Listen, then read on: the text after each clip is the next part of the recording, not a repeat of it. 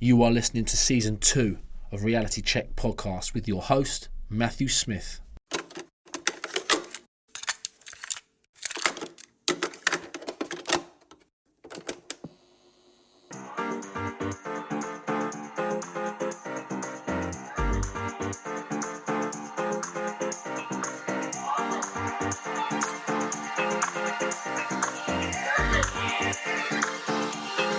Let me show you something. Hello everyone and welcome back to another season of Reality Check with me, Matt Smith, as your host. This episode is all about comedy. It's a topic that in this day and age is totally underrated and people are needing a bit more of a laugh. I'm not too clued up about comedy or simply how to make people laugh, but I am joined today by one gentleman who surely knows a hell of a lot more about comedy than me. He is the star of BBC's Live at the Apollo, Impractical Jokers and Russell Howard's Good News. His name is Paul McCaffrey. How are you, Paul? Hello there. Yes, I'm all right, thanks, Matt. Thanks very much for having me on. Not too bad at all. How are you? Yes, I'm good, thank you. I mean, obviously, relatively speaking, the world has gone mad, and it's Yeah. all a bit I'm as good as can be, I suppose. Yeah. Yes, let's go with that. Yeah. This episode is a first for me with the podcast taking place over the phone. So Yeah, I think there's going to be quite a lot of that going on, isn't there? yeah, Yes. a bit peculiar, but I've got to thank you still. Thank you very much for helping me out with this episode. No, not a problem. As we said, at the time of recording this, coronavirus it's taken its toll. With a huge number of people affected, and I would think thousands undiagnosed and lockdowns all over Europe. Yeah. How are you coping with all this self-isolation and lockdowns? It's very odd. It's so I did my last gig last Saturday, and obviously we were sort of a bit unsure as to sort of how it would affect us all, and then obviously sort of as the sort of week unfolded, kind of it just stopped. I've not worked, and I certainly won't be working for the foreseeable future. Obviously, the main part of what I do is live stand-up comedy, and the venues in which I do that are all quite rightly shut. So it's Bit difficult, I suppose, isn't it? Yeah. In your line of work, I suppose it's all you need, really, isn't it? Yeah, absolutely. So sort of on a personal level, but I mean, obviously, bigger picture, it's you've got to do what needs to be done to sort of spread absolutely. it. It's scary.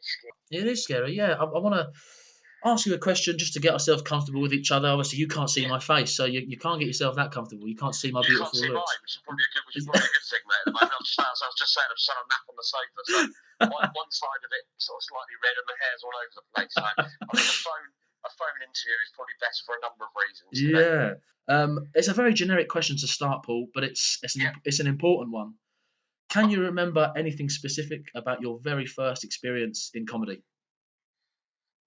Well, yes. So I did a course, actually, as a number of people do. It's a a lot of comics' dirty little secret that they did a course, because I think, I don't think anyone ever wants to think that they were, not that I was taught how to be funny, but there are a few kind of better known stand-up comedy courses in the UK.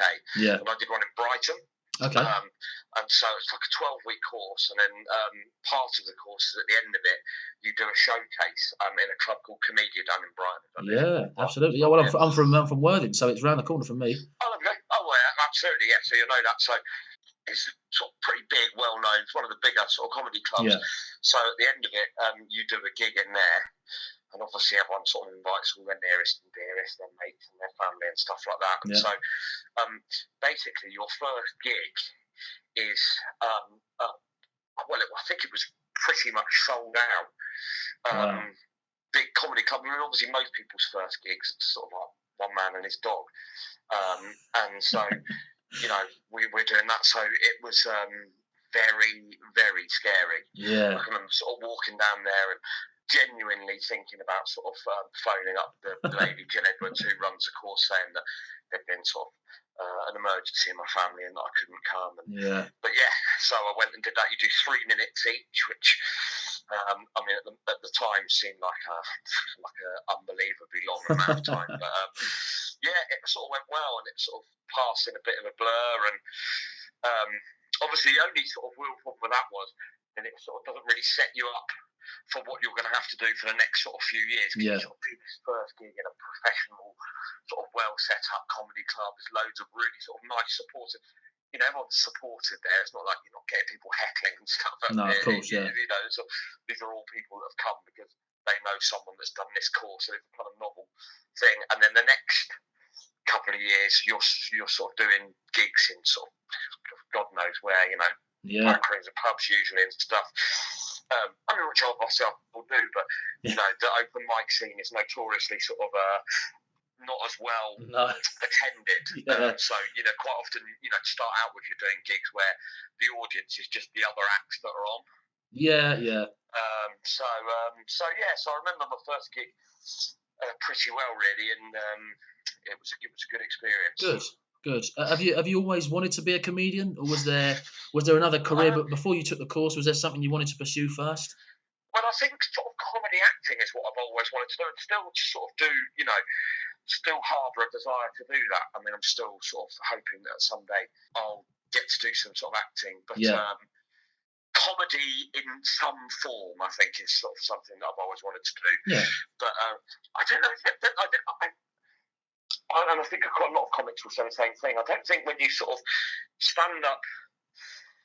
I'm a bit older. I'm in my 40s, so I didn't really know that stand-up was something you could do, as a job, a full, yeah. So I'm able to. Obviously, as you mentioned before, I've done a little bit of television, but I'm not a TV comic by any stretch of the imagination. Yeah. I am a circuit comedian. I make my. The main part of my living is just from doing comedy clubs and stuff like that. And I didn't really realise that was a viable sort of means of employment. I haven't worked since 2010, so it's been a decade that I've kind of made my living from doing stand-up comedy. So when I did this course, they sort of tell you about the open mic scene, and you sort of start booking in these gigs and going around, and you sort of learn sort of on the job, really, that there's this gig and you do stuff that's got what's called an open spot when you're starting out, which is where you'll go to a professional comedy club and do like a 5 or 10 minute unpaid spot, which is kind of like a job interview ultimately, where you'll go and they'll see you and see whether they think that you'd be good enough to come back and do a longer paid spot. That's a little bit further down the line, maybe when you've been going sort of 3 or 4 years. Yeah. You start sort of booking these spots in so that clubs can see you. And I think that's a fair enough answer. I think I haven't worked since 2010. I think if people were to sort of look at that and go, he hasn't worked for 10 years, I think I'd go into it. I think it would be a sort of a way to people to get into it, I would say, but you've obviously got to be funny, so it's. Yes, and also, I mean, I think that's a funny thing as well. Like, I sort of say to my mates, "Oh God, no, I'm working this weekend." And I'm working. You work for 20 minutes a day, and it's like, I work all over the country. So, there's the driving. There's the prep for it. You've got to write your jokes and everything. Yeah, I suppose. Yeah. You've got to either you've got to try them out. You can't just turn up at like the Comedy Store on a Friday night and try out a new 5-minute bit that you've got no idea whether it works or not. You'll be going to new material nights Monday and Tuesdays. Yeah. So there is more to it than that. There's also even the sort of stuff that you wouldn't think about. Not that I'm moaning. I absolutely love doing it, and I'm very lucky and blessed to have be able to do a job. A job that I enjoy doing so much. But the working week for me is completely upside down. So I'm at home when everyone else is at work. So Friday and Saturday night, I'm not having a Friday and Saturday night off. Well, I mean, I might have a few off now. But normally Friday and Saturday night, I am always working. Yes. So when everyone else is, there's birthday parties, my wife will have to go to on her own, or I have to seriously think when someone's. Like for example, if someone's getting married and they're like, "Oh, I've got a stag weekend," and then the wedding, I'm like, I'll probably only be able to make it to the wedding. Yeah, I've got to work. There are sort of, my working hours are most people's social time, obviously, because that's when people are able to go out. So, I quite often find myself trying to find someone to have a pint with on a Tuesday night, and as you get older, that gets increasingly difficult. So there are downsides. But I don't have to answer to anyone. The gigs themselves, the actual work is fantastic. I love doing it. you've appeared on tour with the likes of Kevin Bridges, Sean Locke, as well as supporting Michael McIntyre, Lee Mack, and John Bishop. Was or is there a comedian that first inspired you and made you want to get up on stage first? Well, I used to love Peter Kay when I first sort of Jack D. A big sort of fan of. I mean, a lot of those people. I mean, obviously, some of those people. A lot of the people that I've got to support have been massive influences on me. Yeah. I've been really fortunate, actually. I mean, particularly sort of, I did the full tours with Sean Locke and Kevin Bridges, who are two of my favourite acts. I couldn't really believe my luck, to be honest, when I got those two gigs. So that was a real treat and amazing to sort of get to sort of see those two work up close every day. It was. I definitely think that. After I've done my tours, I was better just by sort of osmosis, really. Just being around them, Yeah, definitely. There's, I'm both very different, in their approach and their style and everything like that. But I mean, amazing. I can imagine it. Yeah, when I came to watch the, we were at the reason we came to see you was following on from Kevin Bridges' most recent tour. Oh, okay. And where was that? That was at Glasgow. That was the SECC, I think it was. Yeah. Hydro. That was a real baptism of fire because we've been on the tour for a while, but we'd started in kind of bigger theatres. I mean, look at that now. I mean, I'm talking Hammersmith, Apollo, those kind of size rooms of like 3,000 or 4,000, but relatively speaking, intimate compared to where the Hydro, which is 12,000 people, and those were the first ever arenas I'd ever performed. Obviously, I mean, it's such a sort of unique thing to do. I mean, I'm in an extremely small percentage of people that will ever get to do that. So I'm very lucky, but in Glasgow, supporting a local hero. Yeah, exactly. God, there was a lot of dynamics at play there, but it was unbelievable experience. Absolutely, yeah. It was very good to see because obviously I was, I suppose to say, a minority when I was in the crowd. I was looking around me and there was loads of Scottish people, and obviously my missus is Scottish as well. I was thinking, God, and I didn't even know. I think my missus kept it a secret from me. I don't know who. She didn't tell me the support act, and then when you came on, I sort of sat up a little bit and perked up, and I went, "This guy's he's English. He can help me out here. He'll tell some jokes here. That I can really laugh at here, and I won't be by myself." No, it was very, very good watching you there, and it was, and that started it really. And then as soon as we'd finished watching obviously you warming up, it was me and Chloe found you very, very funny, and she went, right, I think we're going to go and see him again. So it was. Oh, lovely. Was there anyone that tried to talk you out of being a comedian at all? Or were they all very, very supportive of you? Or I don't think anyone ever really sort of tried to talk me out of it. But I don't think. I mean, I started when I was 31. I did my first gig, so it's kind of late on. And well, I mean, there are a lot of other people who also do that. I'd kind of done other stuff before, but I just don't think people really. It's one of those things when you say like, "Oh, yeah, I'm a comedian." I think people are a bit not just sort of sceptical because it's. Like I say, prior to doing it, I didn't really realise that it was something you were able to do as a job. And then, as it goes on and you sort of start, I don't know. I feel it has that stigma. The sort of like people are thinking, oh, can you do that? Is that a full-time job for you? Is that? I don't know, actually. I think since I've been doing it, there's a lot more of it on TV and there's a lot more. I don't think it's kind of as rare. Right, There's certainly a lot more people doing it now. So I think a lot of people will know someone that is doing it or is trying to do it or whatever. I don't think when I started, there wasn't as many TV channels. There wasn't as many outlets for comedians. I'll tell you what, I think the first time I did Russell Howard's Good News, I did the stand-up spot on there. Yeah. And I think that's a real kind of point of validation when you're a comic, when people that go, oh, I saw you on telly last night, sort of thing. It kind of, because up until that, but I think it's a weird thing for people until they come and see you do a gig, or if you're fortunate enough to get to do something on TV and they can see that. I don't think people really quite understand what it is that you do.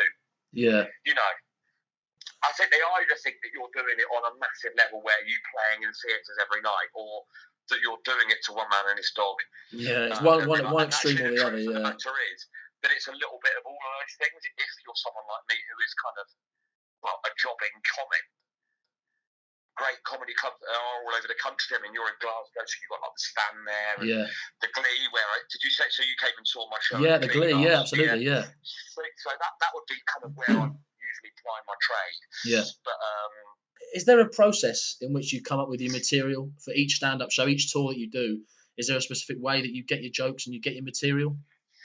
Sometimes I'll say something and quite often you say something in conversation. I've got a few sort of comic mates, so we'll be talking about something, and then someone will go to classic.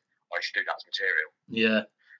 But oh really? And then you sort of, as I say, you go and try it, and sometimes you sort of, it's just, it's weird. Sometimes bits just land in your head fully formed. Yeah.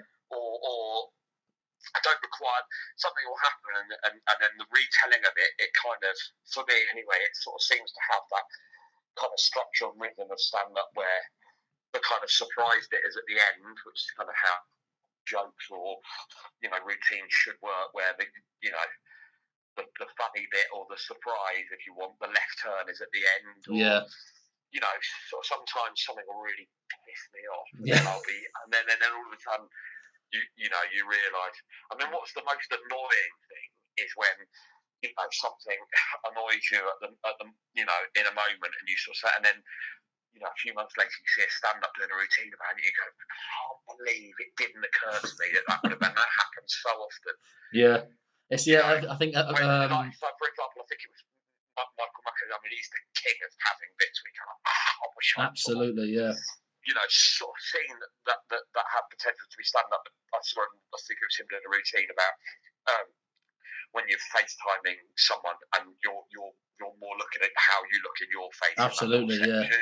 And I kind of had that conversation with my wife because we'd been on having a FaceTime conversation. I was like, we were both just looking at ourselves and then checking your hair and I'm like, why didn't I think that was?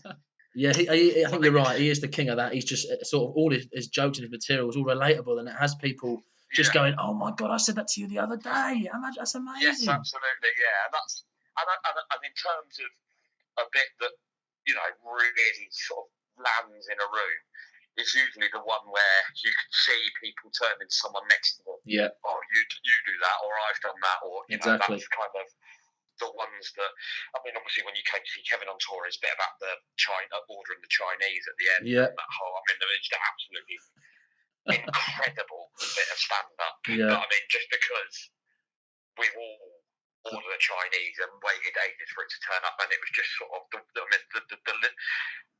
execution of that bit. Yeah, absolutely. When writing your jokes and practicing your routines, do you have to do research to see if they've been done before or see if someone's covered them? Yeah. And again, that will usually take the form. Either you'll sort of Google, I don't know, I'm just looking at my bathrobe is hanging on the wardrobe, for example. You might have a bit about that. So you will Google bathrobe stand up. That might be the first thing you see as a routine comes up. Or, you'll say to a colleague, have you seen someone do this joke? Or that's another real worry, because we're around it so much that you'll see something and then subconsciously you go, oh, I've thought of this thing, and it's, oh no, so and so's got that bit. Yeah. I don't think it happens that often, but usually the best stuff is stuff that will happen to you. Yeah. It's more, or it's less likely that someone else is going to have written a thing. Right. Okay. Yeah. Of course. Yeah.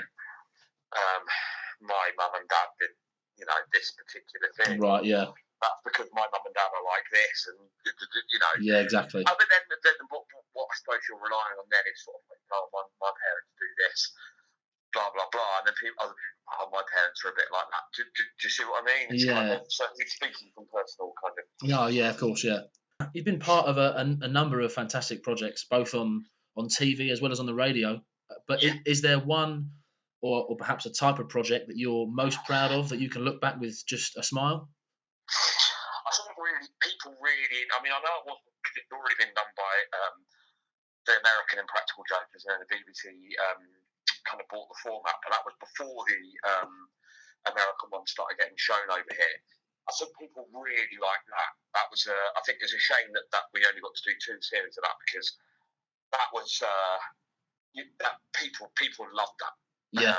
Well, I was one of those people. It was something that I couldn't wait to watch. It was unbelievable, and it would just have me hiding behind pillows, just going, "Oh my God, just don't do it, don't do it, don't do it." It was one of those TV shows that you could watch with everyone and just have a real good laugh. Yeah, so I think that was a good thing to be a part of, and I wish we'd got to do more of them. Yeah. But I don't know. Yeah, I've really enjoyed the tours, and I think really I've been very lucky to have done. Obviously, there's more I'd like to do, and I'd like, as I say, acting is definitely something that's I'm really hoping will sort of happen. Yeah. I've kind of got a couple of ideas that I'm working on in terms of, a scripted, Yeah, of course, yeah, type thing. Obviously, I'd like to be in films. These kind of obvious sort of stuff. Yeah, really, of course, yeah. Something like, I don't know if you've seen 24-Hour Party People, about factory records, and sort of about the Happy Mondays. And I think I've heard of it. I think yeah. I'll tell you what, if you haven't seen it, you've got a lot of time sat at home over the next few weeks. Yeah, that would be. Add it to the list. Yeah. There's a lot. It's like Steve Coogan plays Tony Wilson, that used to own Factory Records. Oh wow. Peter Kay's in it, and Simon Pegg pops up. It's just I'd love to sort of just have a little part in one of those sort of big British films that of course, come along, where you've got a lot of comics in them. Yeah. But yeah, I think really probably Impractical Jokers was the most enjoyable. It's hard to say thing that I'm proud of, because we didn't come up with it, but it was definitely proud to be in it, or proud to be part of it. Yeah. Sort of, Twitter was relatively new, and it wasn't kind of the cesspit that it is now, where people are sort of horrible on there. Every week an episode would come on, and you just sort of, it was just people going, "This is hilarious." So it was a really nice thing to be a part of. Yeah. How did sort of going into a little bit more detail about Impractical Jokers?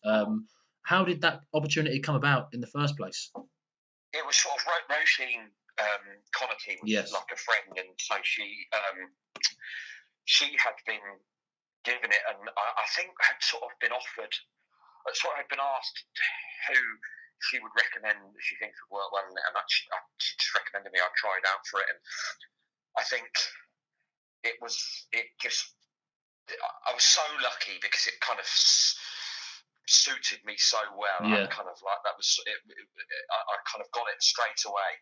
A few other people tried out for it and didn't quite get what where the heart of the joke was, which was always sort of squarely on us. Yes. I think some people sort of saw it as some hidden camera shows can be, where it was an opportunity to make members of the public look stupid, and that was never the intention of the show. The intention was always to make us squirm.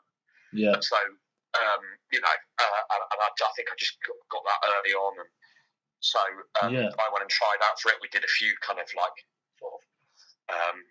mock versions of it down at Spitalfields Market in London, and I got offered it. Wow. Yeah, no, just talking about Roisin and Joel and Marek are all extremely funny people. Yes. I remember watching Roisin. What's she in recently with Greg Davies? Is she in? Man Down? Yes, absolutely. That was it. Yeah. Yeah. I remember watching that. Watching that with my dad when Rick Mail was in it, and Rick Mail. Oh, right, yes. Rick Mail is and was one of my dad's favourite comedians and favourite stand-up. It was watching Bottom. I watched Bottom from a very young age. Yeah. Watching all this slapstick humour, and as a youngster, I was just sort of smiling and nodding. Didn't really understand a lot of it, going, "What the hell is this?" But it's funny. But I think Greg Davies and Roisin Connerty do a good little partnership there in that one. Yeah, absolutely. Yeah, it's fantastic. So comics are always saying that they're always on the road. Is there some truth to that? Oh God, Yeah. Oh God, so yeah. much time in my car. I've got a couple of mates that we will sort of obviously got my hands free in the car or whatever. So I've got a couple of mates that if I'm driving back from a gig, I'll be like, "Oh, where are you tonight?" They're like, "So." So we'll kind of talk to each other while we're driving Yeah. to and from gigs, which is quite nice. But I mean, on the whole, God, I spend so much time in my car and in hotels, and Wow. it can be quite lonely. Yeah. You have to. That's one aspect of it that you have to kind of commit to, I suppose, and get used to and Yeah. stuff. It's probably the part of it I like the least. But yeah, I suppose it's quite odd this because we're in the midst of the coronavirus pandemic, and it's completely shut down. So it's weird. Yeah, I suppose it's out of your I'm not actually a comedian. As it stands, I'm not doing any work. What's going on? No, it's just stopped. It's completely stopped. So, I mean, the nice thing is that I'm at home and I'm not having to do all the sort of driving and stuff like that. But yeah, I suppose it's a positive for your wife and any family. Obviously, you're back home and you're around them. I don't know how long it will remain a positive, but at the moment it's the next couple of days you might hear a few news headlines, but she's certainly we've very much enjoyed the first week of it. But, yes. Yeah, so come back and see us on week 12. Yeah. No haircuts, no beard trims. It's just all gonna, everyone's gonna be haggled. Sleeping in separate rooms. I'll be like Tom Hanks in Castle. I shouldn't joke about Tom Hanks. He's obviously got it. But, yeah, Christ, yeah. So something slightly different, a more sort of quizzy sort of question. If you could perform a routine on any stage in the world, where would it be, and who would you have as your support? So I'm gonna say dead or alive here because there's a range that have passed that are incredible. So you've got a total free range there. I reckon. Who would I have supporting me, and where would I want to do it? I mean, I've been so fortunate in the fact that I've got to play in all these amazing places. Do you know where I'd go for? Where I'd love to do a gig actually. Go on then. Is the Comedy Cellar in New York, which is. Oh yeah. I've been there a few times as a punter, but that's kind of like that is like Mecca really. That's the sort of it's an iconic underground sort of basement New York comedy club with a brick back wall. Right. It's where if a comic is a big American comic is sort of working on a new tour, that's where they'll drop in to try out sort of new material. Right. So, okay. Like we were there one time. It was just before the Oscars, and Chris Rock had kept dropping in. It was so annoying. They had like sort of 5 shows a night or something, and we went. And the previous show, Chris Rock had dropped in. Wow. Oh, God, we missed him. But yeah, I'd go for somewhere like the Comedy Cellar and maybe have Chris Rock as my tour spot. I mean, I would not be able to follow him. So maybe I'd sort of do it in a way where the support act went on second. Yes, yeah, absolutely, yeah. Hello, this is the headline. I'm going to go on first. This is me. You've all paid to see me, but this guy's going to come after. This guy called Chris Rock. He's going to come after. Exactly. Is there a particular routine or superstition that you go through before each performance live, or perhaps something you need to have or do before going on stage? Not really, actually. No.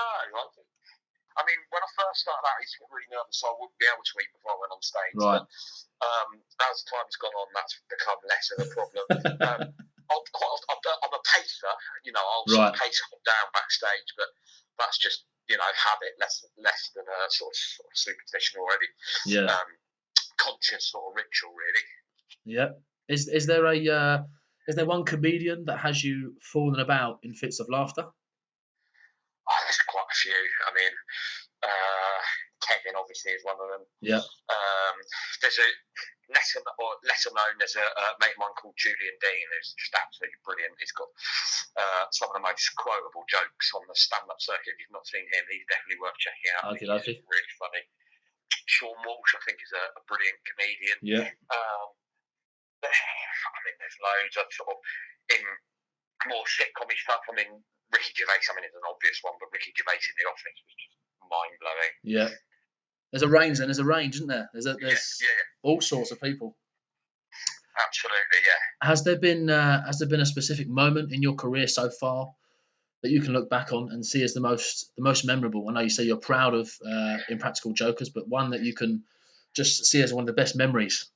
I think getting to perform at Live at the Apollo was massive. Yeah. I mean, that's something that everyone dreams of. You know, it's such a well-known, the sign and the fact that it comes up and you sort of walk out from behind the sign, and to sort of be stood behind that was years of hard work to get on there and to be stood behind that sign on your own and hear your name called out. You're like, wow, this is it.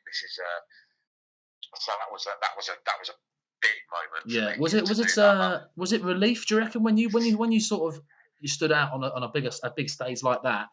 Was it was it a recognition that you reckon you'd made it, or you'd done enough now? Look, there's a definite element of that. Yeah. You know, there's sort of like a relief to go, blimey. That's one of those things where you go, like, if I stop doing stand up tomorrow, you can go. You know, if people went, oh, you did that, how you go, yeah, I did Live at the Apollo. That's something where you go, it feels like a big achievement. Yeah. To have got to that. I mean, it's all nonsense, of course. I mean, it's all man-made stuff, because someone has made the TV show, but it's regardless. It still feels like, no one can ever take this away from me. I did it. You know. Yeah, absolutely. On the other hand, then, is there a moment or a project that you look back on and wish you maybe didn't do, or wish you'd done maybe differently, or is it just no regrets? There's always going to be sort of there's moments where I wish I'd worked harder, I'd say. Okay. You know, perhaps sort of when you first start out, you should go, or there's certain things that maybe I can't think of anything specifically, but you perhaps didn't realise were opportunities at the time. Yeah. In hindsight, you might have sort of done it or taken it. Yeah. That was actually, you know, people saying, "Oh, do you want to do this with this person, or would you like to try and do this?" You go, "Oh, no, that's not really sound like right." And then actually, but no. No, that's fair enough. I think I think my biggest regrets come from perhaps a lack of application at certain points of my life. I go, I should have been taking that more seriously when, you know. Yeah, procrastinating.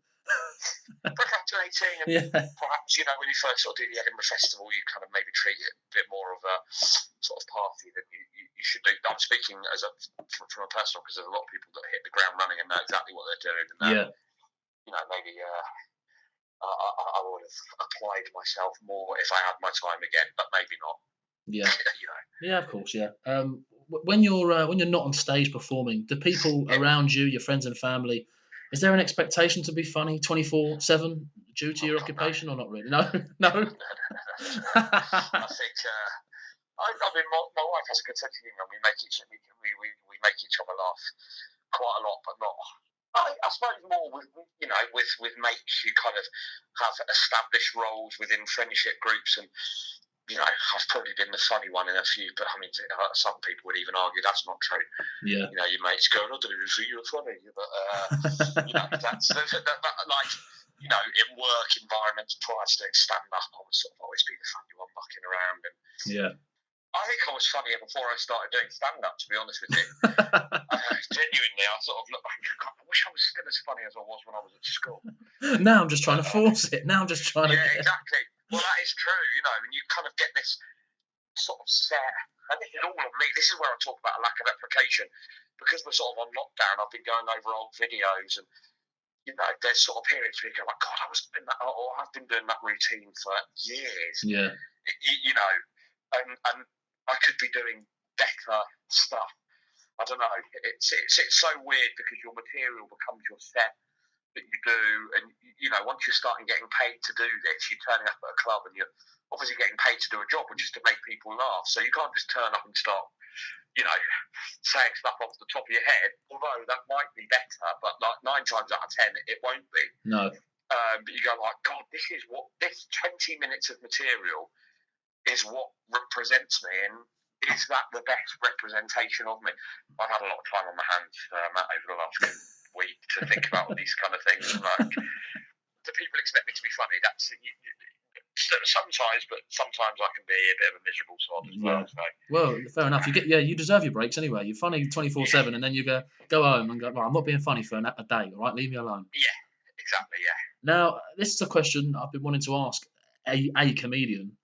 How do you deal with hecklers or people that are trying to disrupt your set? It doesn't happen as often as you think it would. Okay. So, I mean, I want to say that it rarely happens. I can't think, when was the last time I got heckled? Sometimes you'll set yourself up for something.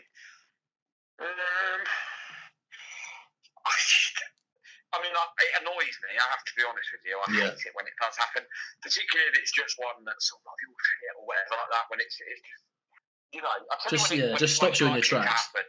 Is when you do Christmas gigs. So, Christmas gigs, someone at a workplace will have decided that the thing that they're doing to the Christmas party is they're going to go to a comedy night. Right. And what that will mean is, if there's a group of 20 people that work somewhere, and they're all going to a comedy night for their Christmas party, someone's decided that, not everyone has. So you'll often get a lot of people within that group that go, I didn't want to go to a comedy club. So they're already sat there annoyed because, they're not there. They don't want to be there, yeah. They don't want to be there. So, that's when you'll sometimes, or you'll get the person who's the office joker, the kind of, that I'm funnier than this bloke, I should be up there. So that's when I think if you're going to get it, you're more likely to get it. Yeah. They're all pissed up. You can feel it, or a stag do. And someone in the group will have been going on all day about how they're going to heckle. I'm going to heckle. Oh God, I'm going to, And then when they do it, it's never funny. It's always something. It just pisses everyone off, mate. It's like, and it's usually, and the worst thing is they've obviously just decided they're doing it. You're not even. You're 20 seconds in, and someone says, whatever it is. Yeah. Like, now you've got to deal with this.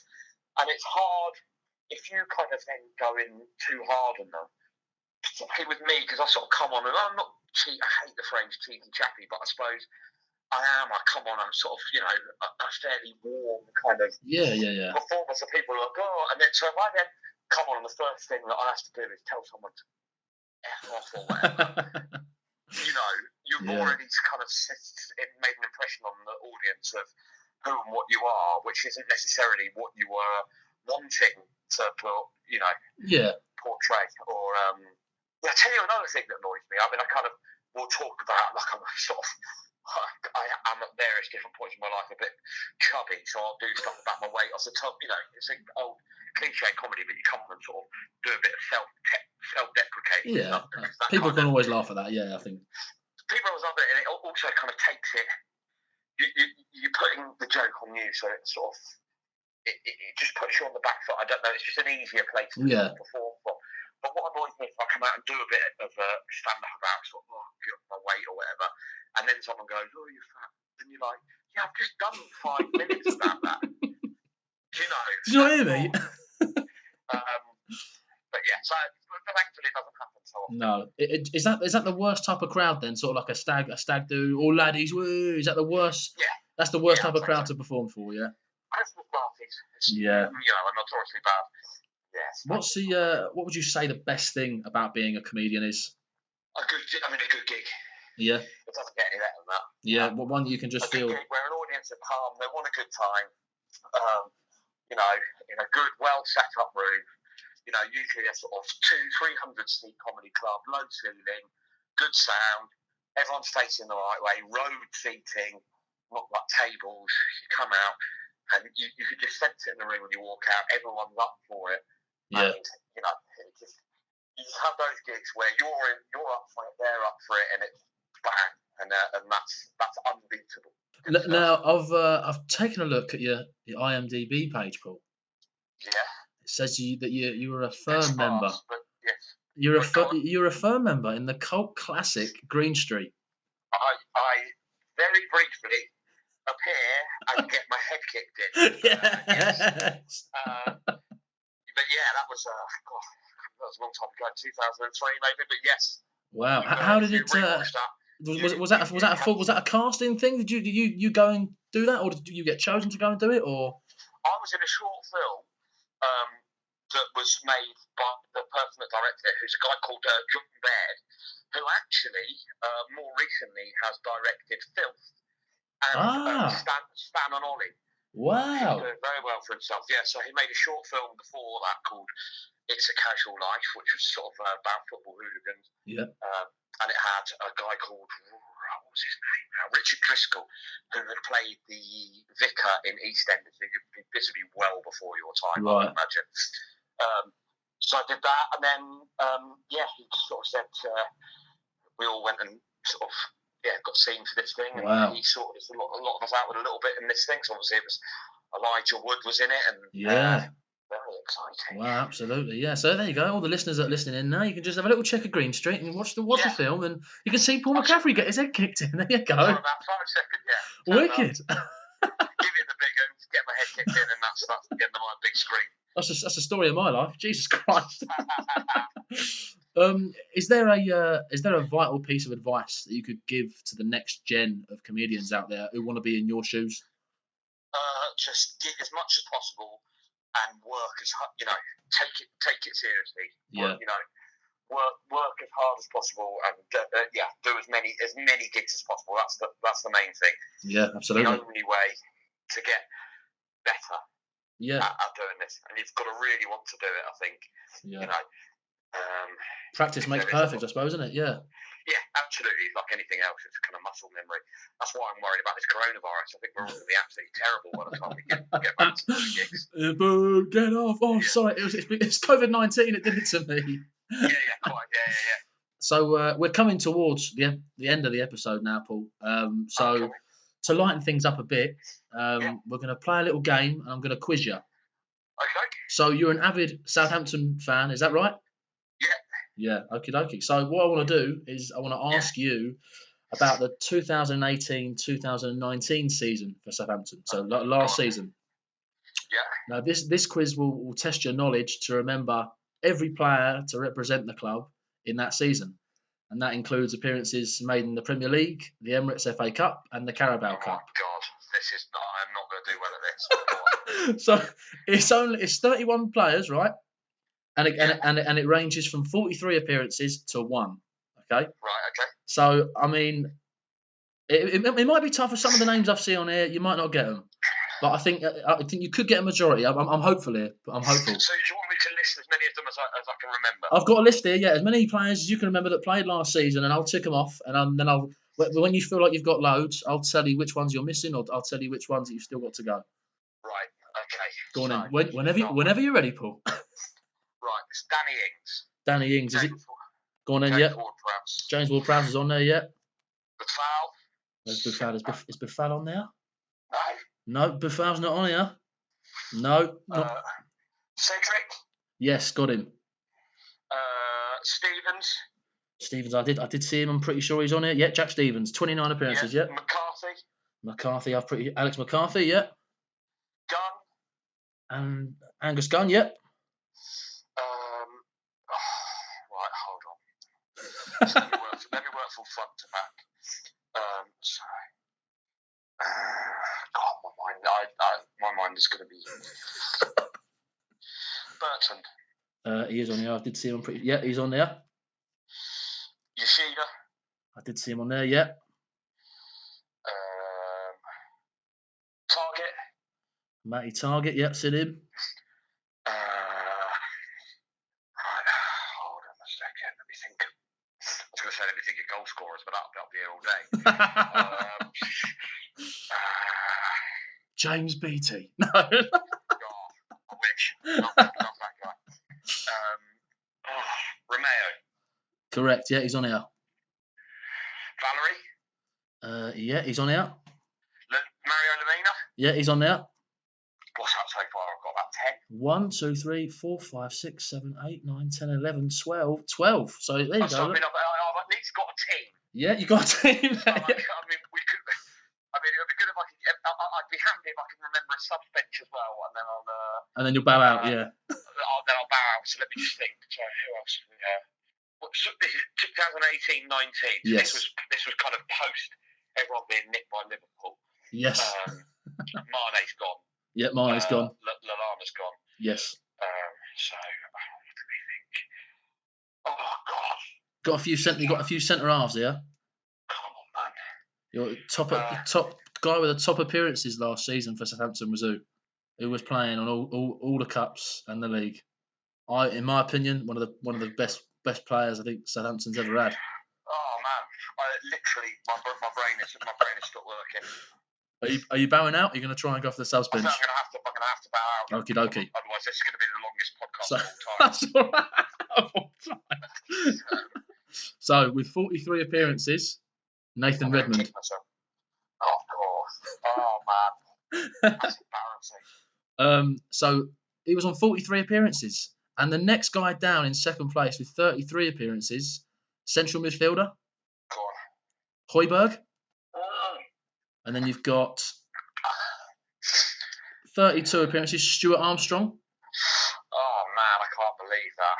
Shane Long with 28 appearances. Shaney.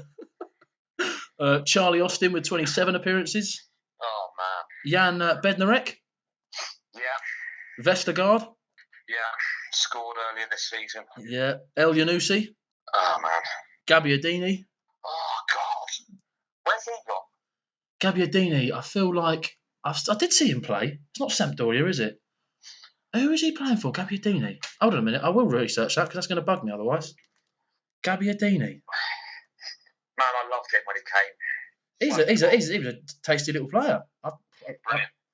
Looked like he came from a sort of bygone era. He looked like he'd sort of been teleported out of the 70s. It was amazing. Gabbiadini. Who's he playing for right now? It's Sampdoria. There we go. I'm always going to struggle with anything like that. Yeah. Quiz me on what I had to eat yesterday, and I would only remember 3 hours and 10 items. I drank some water, I'm pretty sure. Right, so we get into the sort of youngsters now. You've got Wesley Hoyt. Is that his name? Yeah. Michael Obafemi. Oh, God, yeah. Josh Sims. Yeah. Which is a little side story. I used to be in the Southampton Academy, and I trained with him and played with him on multiple occasions. Is that right? Yeah. Harry Eisted, do you remember him? Keeper? Yeah. Played with him. Played with Will Wood, who's now gone and played for Milton Keynes, I think. Wow. Played with a few of these players, so there you go. Incredible stuff. You're not just speaking to a normal guy here, Paul. I should be interviewing you. Actually, yeah, go on, ask me a few questions, Paul. We've got Stephen Davis. Yeah. Sam Gallagher. Callum Slattery. Tyreek Johnson. Kane Ramsey. Marcus Barnes. And a keeper who's been in top form for Celtic this season, Fraser Forster. Oh, amazing. So, I've forgotten Big Fraser. Only one appearance last season. Obviously, he's been at Celtic, out of favour. Well, thank you so much for your help with this episode, Paul. Oh, not at all. Been an absolute pleasure talking to you. Yeah, I'm a huge fan, and I have been for cheers, mate. For years, I would say now. But finally, this is an opportunity for you to plug anything you've got going on in the future. And where we can see you or hear you next. I've got a few gigs coming up in a few months. Yes, I will hopefully be gigging again at some point. But I was due to be doing Glasgow last week, so that obviously will hopefully be rescheduled for later on in the year. So when that gets my tour, I was on tour. And hopefully I will be again at some point. So, just check my website, McCaffrey.com, all dates are on there. And obviously, if I go up there, hopefully I'll see you there. And it'll be nice to put a face. Yeah, absolutely. Have a pint. Yeah, absolutely. We'll definitely agree to that. Well, there we go. We've come to the end of another episode of Reality Check. Have you enjoyed yourself, Paul? Great, yeah, lovely. Good. Well, again, thank you so much to my guest, the star comedian, Paul McCaffrey, and thank you for clicking on this episode. You'll hear from me very soon on Season 2 of Reality Check. Let me show you something.